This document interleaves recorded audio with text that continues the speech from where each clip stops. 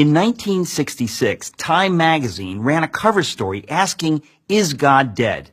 The cover reflected the fact that many people had accepted the cultural narrative that God is obsolete, that as science progresses, there's less need for a God to explain the universe. It turns out, though, that the rumors of God's death were premature. In fact, perhaps the best arguments for his existence come from, of all places, science itself. Here's the story. The same year Time featured its now famous headline, the astronomer Carl Sagan announced that there were two necessary criteria for a planet to support life: the right kind of star and a planet the right distance from that star. Given the roughly octillion planets in the universe, that's one followed by 24 zeros, there should have been about septillion planets, that's one followed by 21 zeros, capable of supporting life. With such spectacular odds, scientists were optimistic that the search for extraterrestrial intelligence, known by its initials SETI, an ambitious project launched in the 1960s, was sure to turn up something soon. With a vast radio telescopic network, scientists listened for signals that resembled coded intelligence. But as the years passed, the silence from the universe was deafening. As of 2014, researchers have discovered precisely bupkis, nada, zilch, which is to say zero followed by an infinite number of zeros. What happened? As our knowledge of the universe increased, it became clear that there were, in fact, far more factors necessary for life, let alone intelligent life, than Sagan supposed. His two parameters grew to 10, then 20, and then 50, which meant that the number of potentially life-supporting planets decreased accordingly.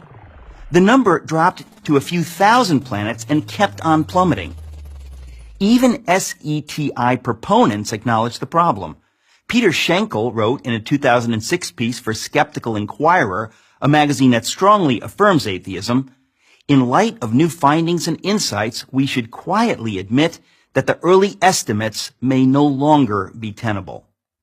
Today, there are more than 200 known parameters necessary for a planet to support life, every single one of which must be perfectly met or the whole thing falls apart. For example, without a massive gravity-rich planet like Jupiter nearby to draw away asteroids, Earth would be more like an interstellar dartboard than the verdant orb that it is. Simply put, the odds against life in the universe are astonishing. Yet, here we are, not only existing, but talking about existing. What can account for it? Can every one of those many parameters have been perfectly met by accident? At what point is it fair to admit that it is science itself that suggests that we cannot be the result of random forces? Doesn't assuming that an intelligence created these perfect conditions in fact require far less faith than believing that a life-sustaining Earth just happened to beat the inconceivable odds? But wait, there's more. The fine-tuning necessary for life to exist on a planet is nothing compared with the fine-tuning required for the universe to exist at all. For example, astrophysicists now know that the values of the four fundamental forces, gravity, the electromagnetic force, and the strong and weak nuclear forces, were determined less than 1/1,000,000th of a second after the Big Bang. Alter any one of these four values ever so slightly, and the universe as we know it could not exist.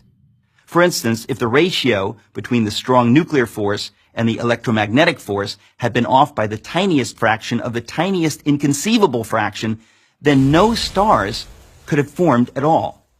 Multiply that single parameter by all the other necessary conditions, and the odds against the universe existing are so heart-stoppingly astronomical that the notion that it all just happened defies common sense. It would be like tossing a coin and having it come up heads 10 quintillion times in a row. I don't think so. Fred Hoyle, the astronomer who coined the term Big Bang, said that his atheism was greatly shaken by these developments.